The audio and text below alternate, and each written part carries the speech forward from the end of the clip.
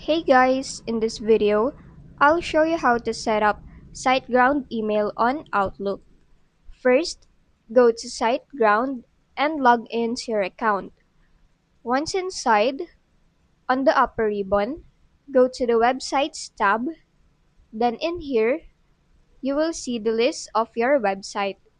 Then, just go ahead and click on the Site Tools button beside the one that you want to work with. Once in, on the left panel, scroll down until you see the Email tab, click on it, and select Accounts. Now, you'll be able to see all your accounts for that website. Now, go ahead and click on the three dots beside the email that you want to connect or set up in Outlook. Then go and choose Mail Configuration. Now for here, go to Manual Settings, and you will be able to see the email settings of your accounts. We will need that to set it up on Outlook. So now, go to Outlook. Here, click on the Files tab at the top left corner.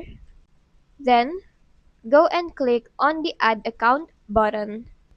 After that, type in the email address of your SiteGround email. Now, click on the Advanced Options button. Here, check the checkbox and click on the Continue button. And now, go and choose IMAP. After that, you will need the information or your email settings from SiteGround. So go back to it. Here, we will first need the incoming server. So go ahead and copy it. And also remember your port or IMAP port. Now, go back to Outlook. Here, paste in your incoming email server. Type in your port. Then, for the method, click on the drop down and choose SSL or TLS. After that, we will need this outgoing email server. So go back to your email settings and copy it. And also remember your port. Now go back to Outlook, paste it in the field, type in your port, then for the method, go ahead and choose again SSL and TLS. After that, just go and click on the next button.